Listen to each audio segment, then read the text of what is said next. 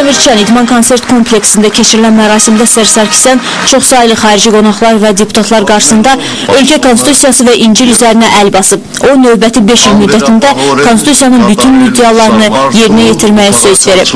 Ermənilərin katolikosu 2. Qaregin Ser Sarkisyana xeyir dua verib.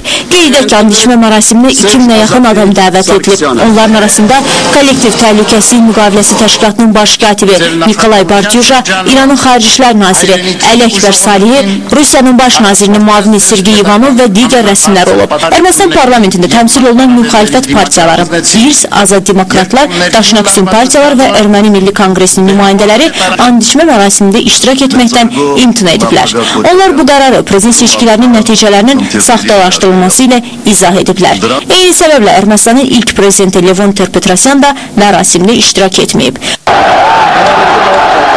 Ser Sarkisyanın inaugurasiyası ilə eyni vaxtda Azadlıq meydanında müxalifətdə olan İRS partiyasının lideri, prezidentliyə keçmiş namizəd Rafi Avanisyanın da and içmə mərasimi təşkil edilib.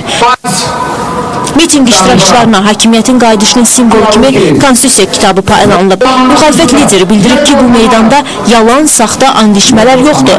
O, bugün axşamada Azadlıq meydanında qalacaqlarını və sabah burada öz qələbələrini qeyd edəcəklərini bəyan edib.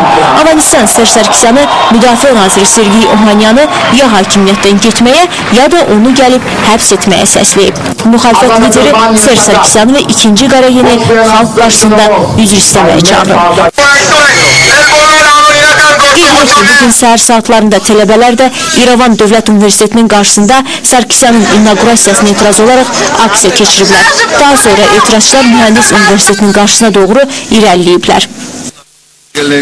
Xatırladaq ki, hazırki prezident və Respublikaçılar Partiyasının lideri Ser Sarkisyan fevralın 18-də keçirilən prezident seçkilərində səslərin 58,64%-ni toplayaraq qələbə çaldığı elan edilmişdi.